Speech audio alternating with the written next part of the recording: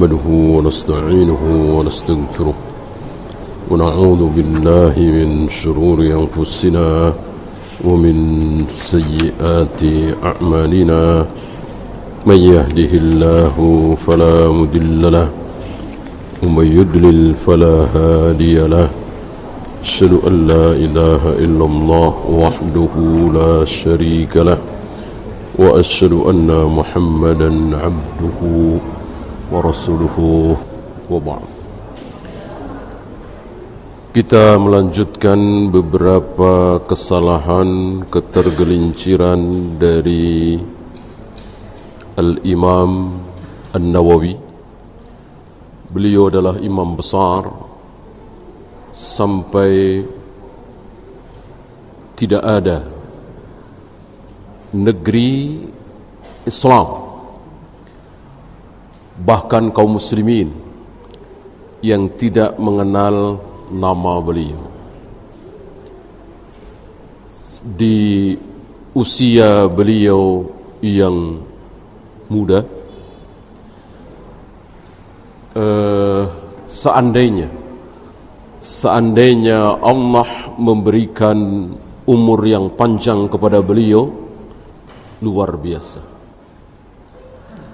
Baru 44 atau 45 tahun beliau wafat, umur 45 tahun. Karya-karya beliau luar biasa, ya. Dari Al-Adhkar, Syarah Sahih Muslim, bahkan Syarah Sahih Bukhari tapi tidak sampai selesai. Kemudian Majmu' Syarah Muhadzab, ini yang sangat tebal. Termasuk kitab yang insyaallah akan kita pelajari ini. Sebuah kitab yang hampir-hampir tidak ada masjid yang tidak memiliki kitab ini. Ya, saya yakin insyaallah di masjid ini ada kitab ini. Mungkin bahasa Arab, mungkin terjemahan. Karena sekali lagi kitab ini diterima oleh seluruh kaum muslimin. Tidak seperti Bulughul Maram, apalagi Kitabut Tauhid, apalagi kitab-kitab Syekhul Islam Ibn Taimiyah, Ibn Qayyim Al-Jauziyah. Itu ada yang terima, ada yang mau terima, ada yang menolak. Adapun beliau tidak ada yang menolak, ya, termasuk nama beliau. Sama dengan Imam Syafi'i. Siapa yang menolak Imam Syafi'i? Ya, adakah hari ini seorang muslim yang anti Imam Syafi'i? Enggak ada. Anti Imam Bukhari? Enggak ada. Ya. Berbeda dengan Syekhul Islam Ibn Taimiyah, Ibn Qayyim Al-Jauziyah, Ibn Katsir, apalagi Syekh Muhammad bin Abdul Wahhab. Ada yang terima, ada yang tidak. Ya. Adapun beliau ini semuanya terima. Ya. Tidak ada seorang muslim yang tidak cinta kepada beliau.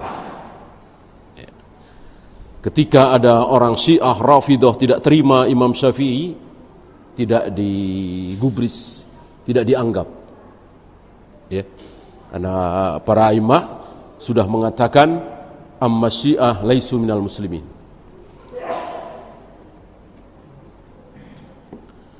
Ya. Kemarin kita sampai kepada sebuah hadis dhaif yang ternyata dibawakan oleh beliau di kitab Riyadhus Shalihin ini. Ya. La yus'alu rajulun fima daraba imra'atuhu. Fima daraba imra'atahu. Seorang laki-laki tidak akan ditanya oleh Allah kenapa dia apa kemarin? Masih ingat?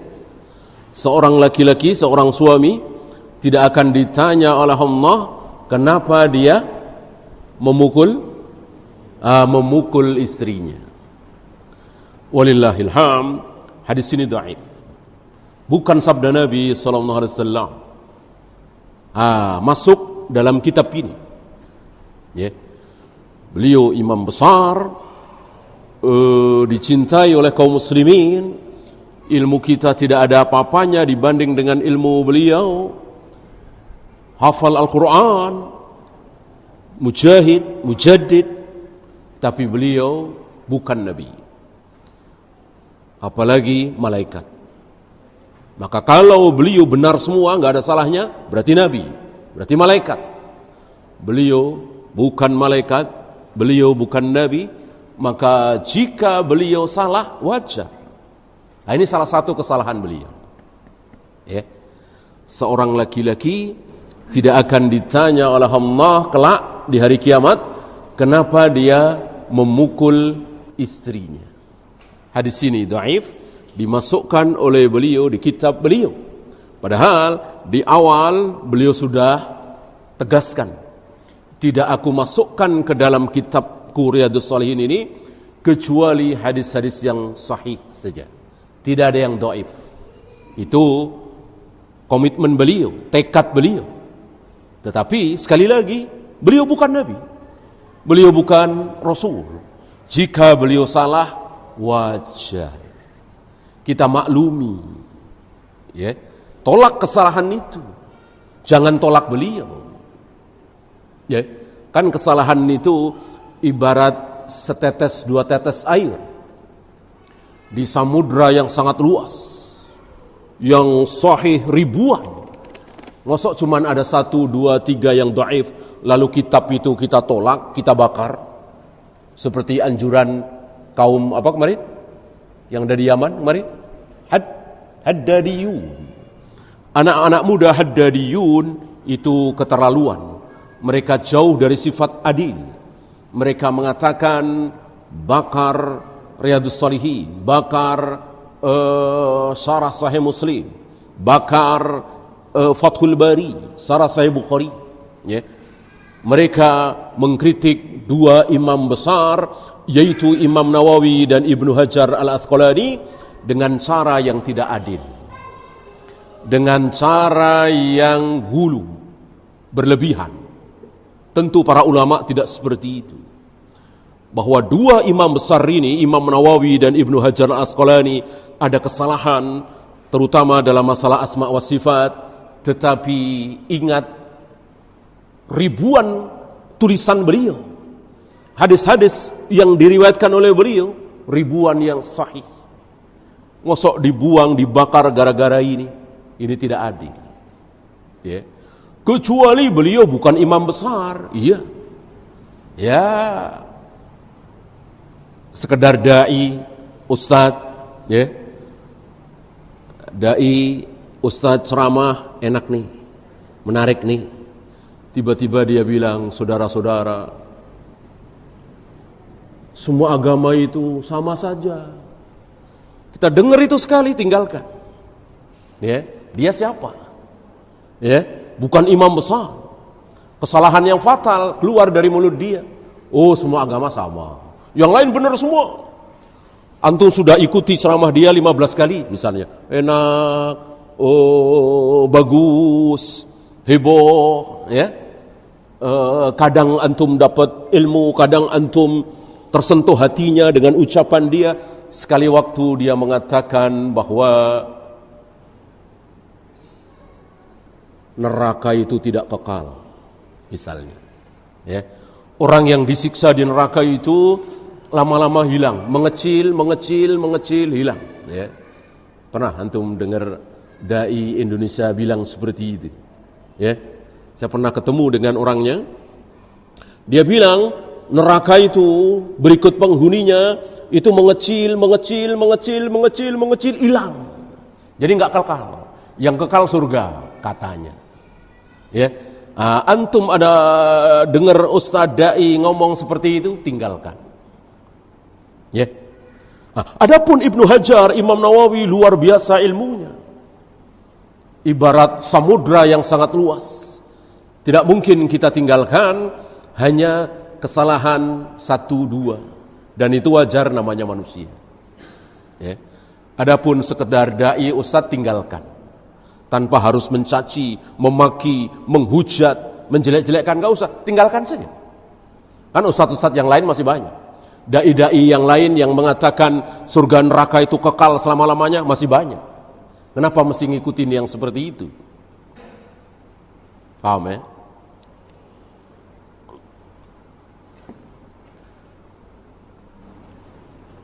Yang kedua, ketika beliau membawakan riwayat Abu Bakar dan Umar 5 atau 6 hari setelah Nabi wafat, atau seminggu setelah Nabi wafat, Abu Bakar dan Umar mendatangi seorang nenek-nenek tua bernama Ummu Aiman. Kenapa? Karena Ummu Aiman ini sering didatangi oleh Nabi. Nabi sering berkunjung ke nenek-nenek tua ini, Ummu Aiman. Ada riwayat katanya dulu waktu Nabi masih bayi pernah menyusu kepada Ummu Aiman. Kan ada beberapa wanita yang pernah menyusui Nabi, bukan cuma Halimah Sa'diyah, termasuk Ummu Aiman. Nah, 5 atau 6 hari setelah Nabi wafat, Abu Bakar dan Umar mendatangi Ummu Aiman, meneruskan kebiasaan Nabi SAW. Tiba-tiba Abu Bakar dan Umar mendapati Ummu Aiman sedang pernah dengar riwayat ini? Sedang menangis. Sedang menangis. Tentu Abu Bakar dan Umar sadar, faham bahwa Ummu Aiman ini menangis karena wafatnya Nabi SAW. Dan tidak ada kaum muslimin yang tidak menangis. Tidak ada kaum muslimin yang tidak bersedih atas wafatnya Nabi SAW. Bahkan kalau antum tahu bagaimana Umar seolah-olah kalap, Umar seolah-olah menjadi manusia yang tidak berilmu, demi saking kagetnya, saking sedihnya mendengar Nabi wafat. Bahkan Anas bin Malik mengatakan Nabi pertama kali datang ke Madinah terang benderang Madinah di saat Nabi pertama kali masuk Madinah. Begitu Nabi wafat, gelap. Ya, ini maksud beliau, maksud Anas bin Malik bukan berarti mendung, bukan berarti malam terus, bukan. Tapi suasana. Orang Arab sering mengucapkan kegembiraan, kebahagiaan itu dengan cahaya terang benderang. Kesedihan, air mata sering disebut dengan kegelapan. Nah, Abu Bakar dan Umar menghibur nenek-nenek tua ini, Ummu Aiman yang sedang menangis, dengan mengatakan, jangan engkau tangisi. Apakah engkau tidak tahu bahwa Nabi sekarang ini jauh lebih nikmat, lebih berbahagia, lebih nyaman daripada dulu waktu masih hidup? Ngapain ditangisi? Maksud Abu Bakar dan Umar menghibur.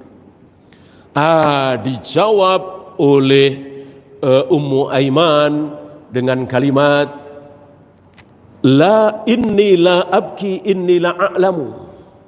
Dengan kalimat yang keliru, bukan beliaunya yang keliru, tapi periwayat itu. Ya, yang benar adalah aku bukannya tidak tahu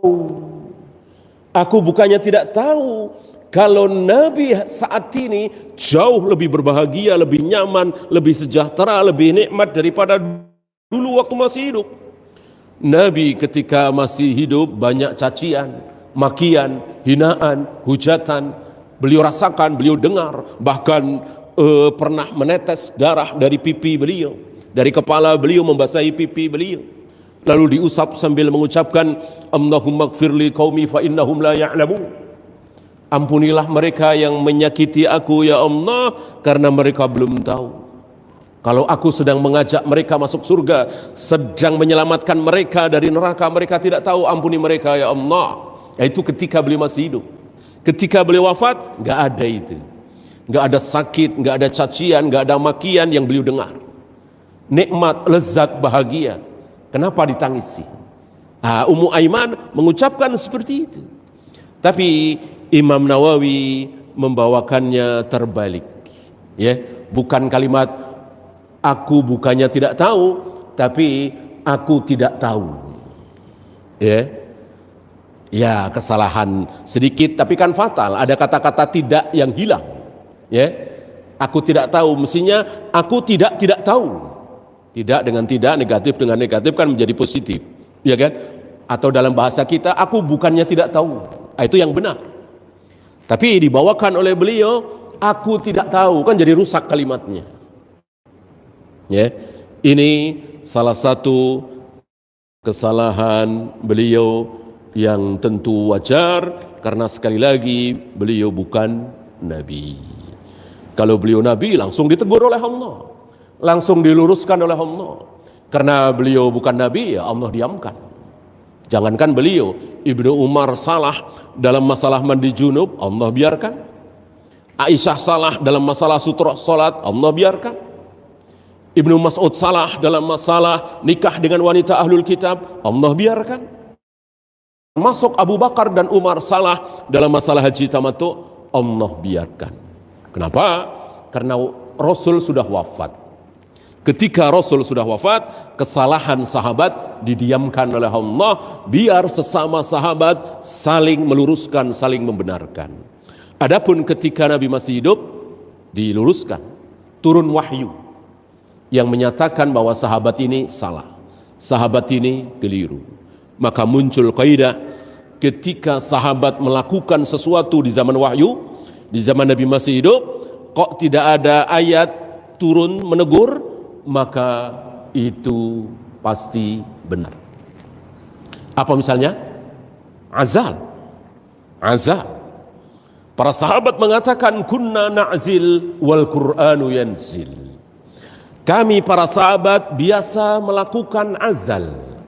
Dan waktu itu ayat Al-Quran sedang turun. Artinya ayat terakhir belum turun.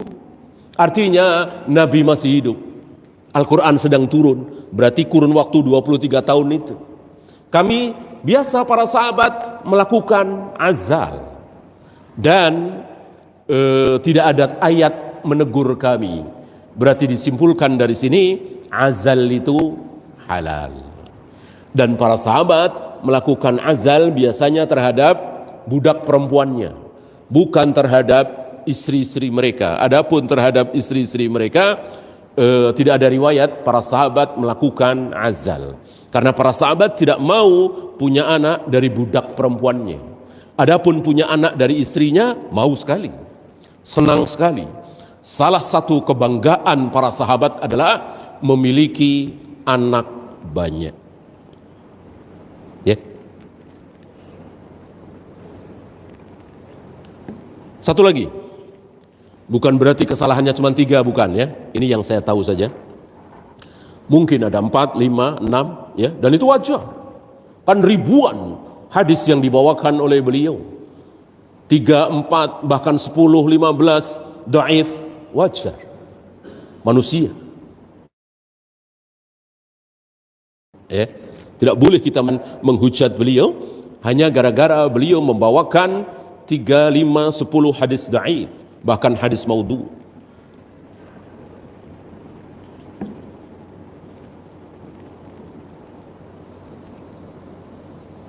Inna Allaha la yanzuru ila ajsamikum walakin yanzuru ila qulubikum wa a'malikum. Ini yang benar. Ini yang benar. Sungguh Allah tidak melihat rupa kalian, Allah tidak melihat fisik kalian, tapi yang dilihat oleh Allah adalah hati dan amal kalian. Ini yang benar. Beliau membawakan salah. Sungguh Allah tidak melihat rupa kalian, tidak melihat fisik kalian, tidak melihat amal kalian. Yang dilihat oleh kalian, yang dilihat oleh Allah hanya hati kalian. Jelas ini keliru. Ya, seolah Allah tidak peduli amal kita. Mau sholat, mau puasa, mau mabuk, mau berjudi, mau korupsi, Allah nggak lihat.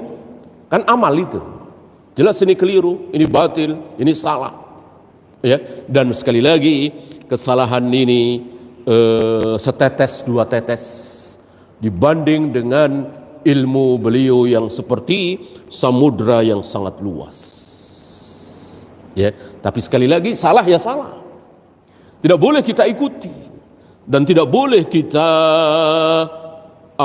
fanatik. Masuk beliau salah, atau ya kalau beliau nggak mungkin salah, nggak ada. Kalau beliau nggak pernah salah, ya Nabi beliau. Kalau Imam Syafi'i nggak pernah salah dalam beragama ini, berarti Imam Syafi'i Nabi.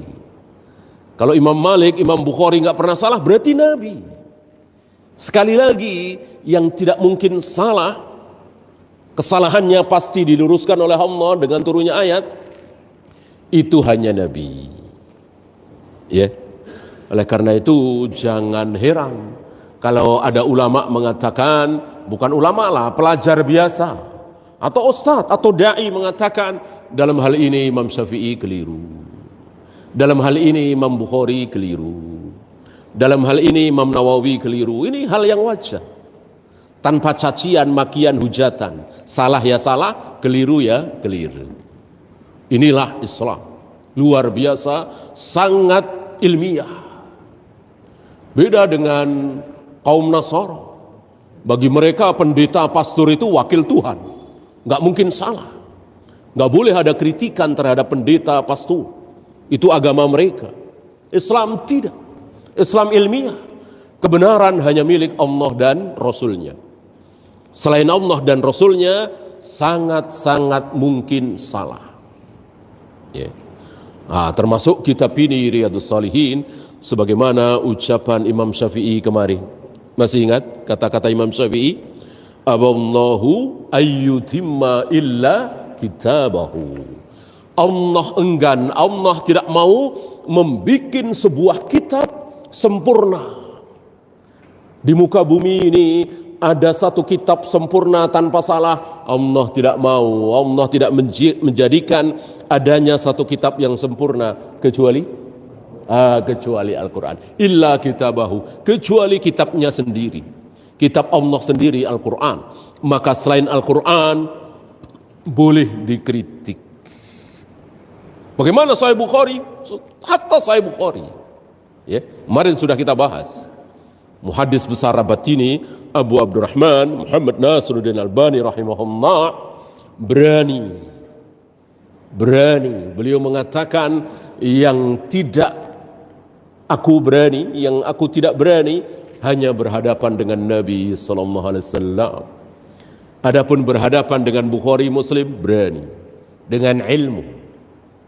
Ya.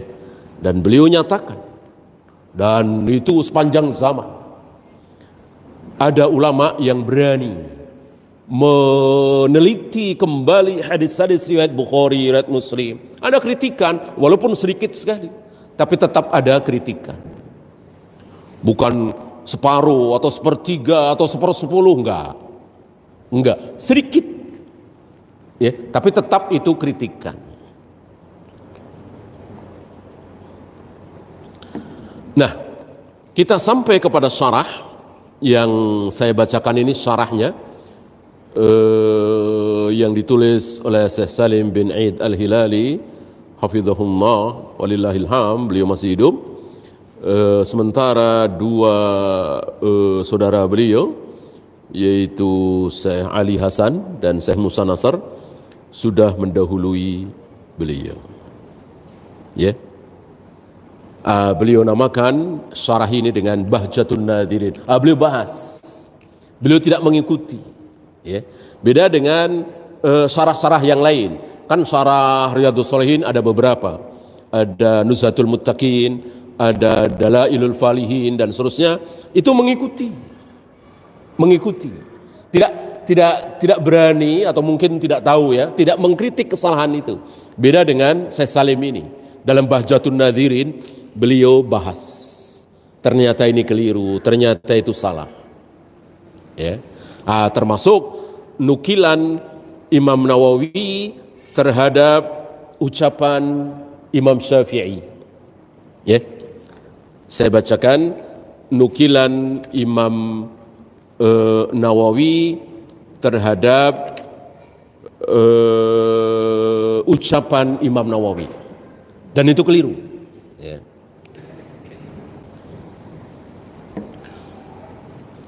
Wa yustahabbu ay yuqra'a indahu syai'un minal Qur'an. Ini ketika membahas sunnahnya setelah mengubur mayat, ya. Beliau mengatakan ucapan Imam Syafi'i, kata beliau, kata Imam Nawawi, ini ucapan Imam Syafi'i, gitu. Apa ucapan Imam Syafi'i? Wa yustahabbu ayyuqra'a indahu syai'un minal Qur'an. Disukai, disunahkan di atas kuburan itu dibacakan ayat-ayat Al-Qur'an. Wa in khatamul Qur'ana kullahu, jika dikhatamkan sampai selesai, kana hasanan, maka itu bagus. Kata Imam Nawawi, ini kata Imam Syafi'i. Ya. Saya hanya menirukan apa yang diucapkan oleh Syekh Salim bin Aid Al-Hilali, bahwa tidak ada riwayat Imam Syafi'i mengucapkan seperti itu. Ada di mana? Gitu. Ada di mana? Bahkan Imam Syafi'i berpegang teguh dengan ucapan Nabi sallallahu alaihi wasallam, la taj'alu buyutakum maqabir. Jangan kalian jadikan rumah-rumah kalian seperti kuburan. Jangan kalian samakan rumah-rumah kalian seperti kuburan. Nah, biar tidak sama dengan kuburan, maka iqra'u surat Al-Baqarah. Fa inna syaitan yafirru minal baiti alladhi tuqra'u fihi suratul Baqarah. Bacakanlah Al-Quran, bacakanlah surat Al-Baqarah, karena setan akan lari dari rumah yang dibacakan surat Al-Baqarah. Ini ucapan Imam Syafi'i berpegang teguh dengan sabda Nabi alaihi salatu wassalam, bahwa kita dilarang menjadikan rumah-rumah kita seperti kuburan. Biar tidak sama dengan kuburan, salatlah di rumah kalian. Salat sunat, ya, salat masjid, salat wajib di masjid, qobliyah, ba'diyah, duha, witir, tahajud, salat di rumah, dan baca Al-Quran, gitu. Dan baca Al-Quran. Kalau rumahmu tidak pernah dipakai baca Al-Quran, berarti sama dengan kuburan.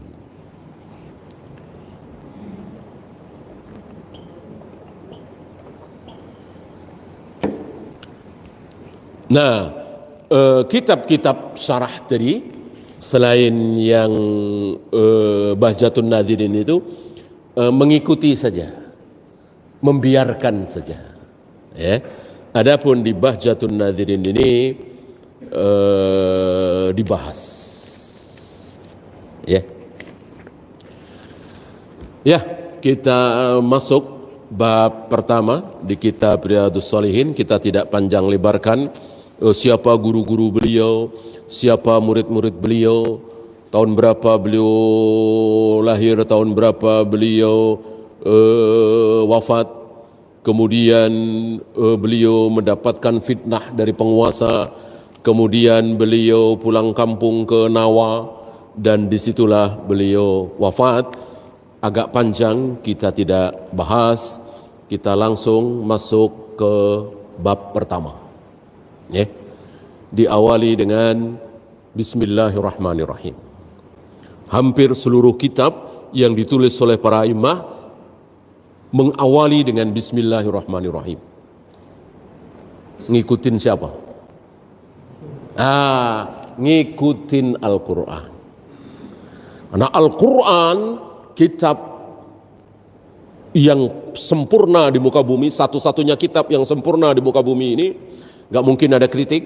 Itu Allah mengawali dengan Bismillahirrahmanirrahim. Kan surat pertama Al-Fatihah. Al-Fatihah ayat pertama apa? Bismillahirrahmanirrahim. Bahkan sebagian aimah berpendapat Al-Baqarah ayat pertama apa? Bismillahirrahmanirrahim. Ali Imran ayat pertama apa? Bismillahirrahmanirrahim. An-Nisa ayat pertama apa? Bismillahirrahmanirrahim. Al-Maidah, Al-An'am, Bismillahirrahmanirrahim. Kecuali At-Taubah atau Al-Bara'ah, ayat pertama bukan Bismillahirrahmanirrahim, artinya langsung kita baca bara'atu minallah wa rasulih dan seterusnya. Ya, maka sebagian aimah berpendapat Al-Anfal dengan At-Taubah itu satu surat.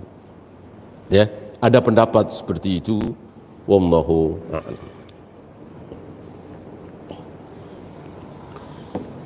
Dan kita disunahkan untuk membaca Bismillahirrahmanirrahim atau Bismillah dalam seluruh perbuatan baik. Ya, mau makan, mau minum, mau wudu, mau berangkat kerja, mau ngantor, mau nyelak motor, yang baik-baik, yang tidak haram. Adapun yang haram nggak usah diajarin. Ya, ini barangkali salah satu bukti kebenaran Islam secara naluri. Ya, bahwa secara naluri, secara fitrah, Allah tidak mengizinkan kita membaca Bismillah atau Bismillahirrahmanirrahim ketika akan berbuat maksiat. Ya, antum pernah mukul orang? Bismillah. Nendang orang? Bismillah. Saya kira enggak. Ya, atau minum khamar, atau yang ini barangkali salah satu bukti ya tentang buruknya rokok. Bahkan para imam mengatakan haramnya rokok. Ya, termasuk orang yang mengatakan cuma makruh saja. Gitu. Antum pernah lihat ada orang rokok? Bismillah. Saya kira nggak ada. Ya. Kalau makan dia nggak pernah lupa Bismillah, minum Bismillah, perbuatan baik mau tanda tangan Bismillah, nyelah motor Bismillah, nyalain komputer Bismillah. Begitu ngerokok nggak pakai Bismillah. Ya. Ini barangkali salah satu bukti secara fitrah. Gitu ya.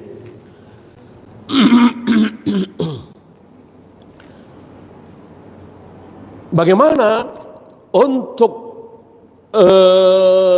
yang Nabi tidak contohkan dengan Bismillah atau Bismillahirrahmanirrahim? Ya jangan. Apa misalnya? Ibadah mahdoh. Seperti wudu, sholat, azan, qomat, tawaf, sa'i, melempar jumroh, mencium hajar aswad, dan seterusnya. Dengan apa Nabi mulai? Kita ikuti Nabi. Ya.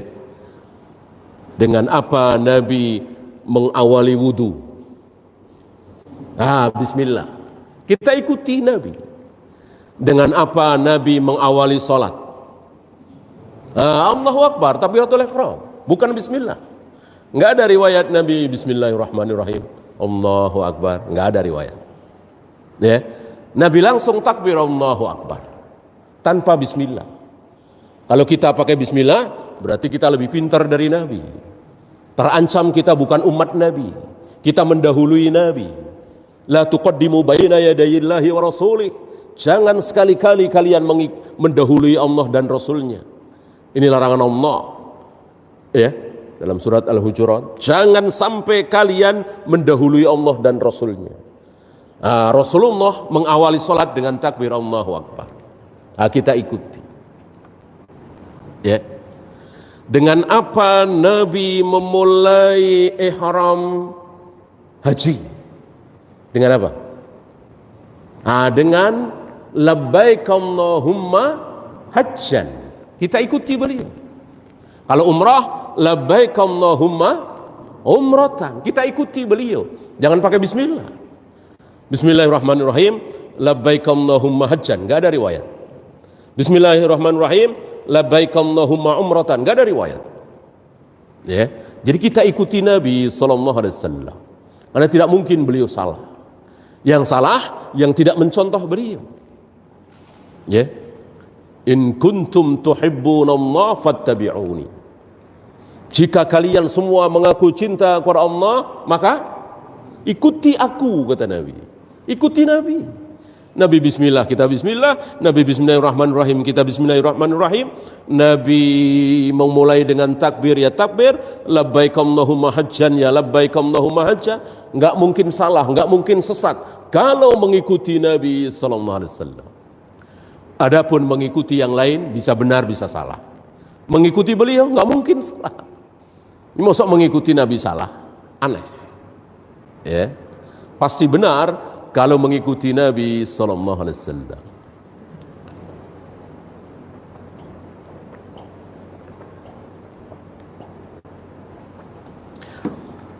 Bahkan para imam itu sampai kepada lafaz bismillah atau bismillahirrahmanirrahim. Ini luar biasa ya, para ulama itu jeli.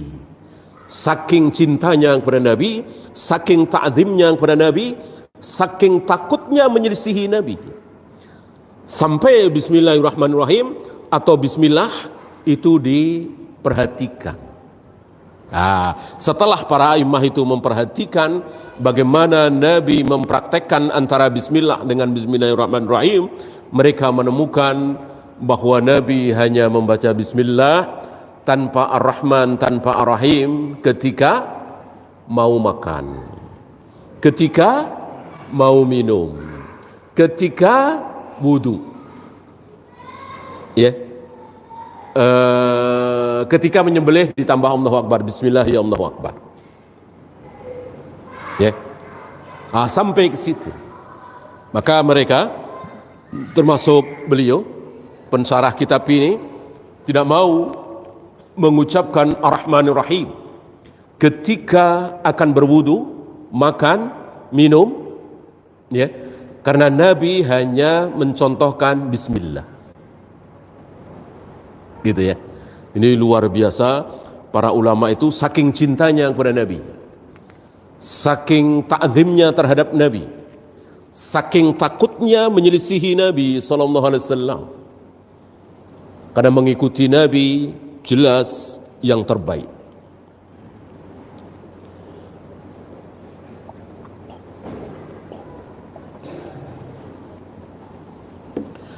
Kecuali yang Nabi tidak contohkan. Nabi pernah nyelah motor? Menurut antum kira-kira Nabi pernah nggak nyelah motor? Belum pernah, ya.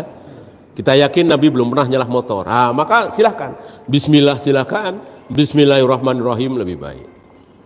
Ya, ngidupin komputer, nyalain mesin, ya, berangkat kantor. Nabi kan belum pernah berangkat kantor, mulai masuk kantor dan seterusnya, ya. Maka ini urusan dunia biasanya, bukan ibadah mahdoh. Bismillah silahkan, bismillahirrahmanirrahim lebih baik. Adapun yang Nabi sudah contohkan tadi, makan, minum, wudu, menyembelih dan seterusnya, ketika Nabi hanya bismillah, maka cukup bagi kita dengan bismillah saja, ya. Dan luar biasa, ya, mencontoh Nabi ini luar biasa, dari mulai hikmahnya sampai kecintaannya, ya. Bahkan ada jaminan ketika solat kita, wudu kita, tayamum kita, ibadah kita mengikuti Rasulullah SAW, ada jaminan apa?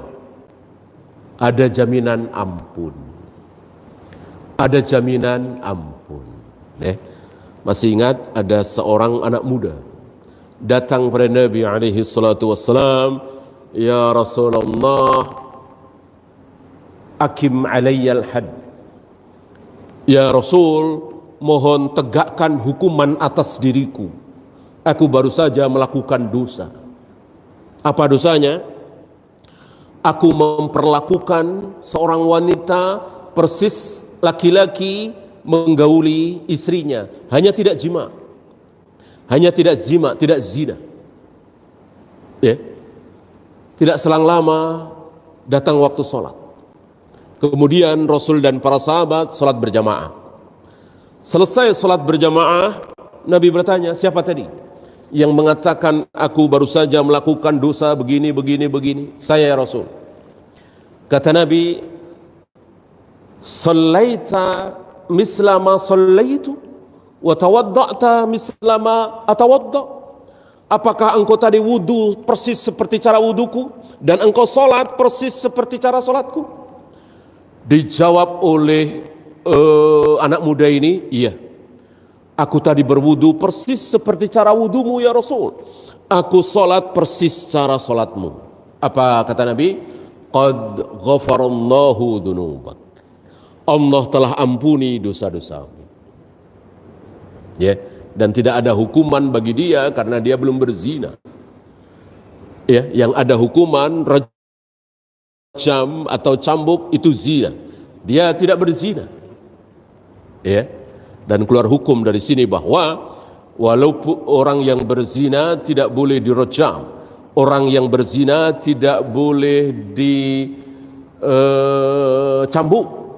kecuali ada 4 orang saksi laki-laki atau dia mengaku sendiri. Ya, jadi tidak gegabah ya, hukum rejam, hukum cambuk tidak gegabah. Ya. Nabi mengatakan, qad ghafarallahu dzunubak. Allah telah ampuni dosa-dosamu. Setelah Nabi dengar pemuda tadi wudu dan solat, caranya persis seperti Nabi SAW. Ini mafhum apa? Mafhum muwafaqah apa mafhum mukhalafah? Mafhum mukhalafah. Artinya kalau orang wudunya tidak sama dengan cara wudu Nabi, solatnya tidak sama dengan tata cara solat Nabi, maka dosa-dosanya belum diampuni dari situ. Ya, wallahu a'lam. Ya, waktu habis, kita akhiri. Mudah-mudahan bermanfaat. Subhanakallahumma bihamdika asyhadu an la ilaha illa anta astaghfiruka wa atubu ilaik. Assalamualaikum warahmatullahi wabarakatuh.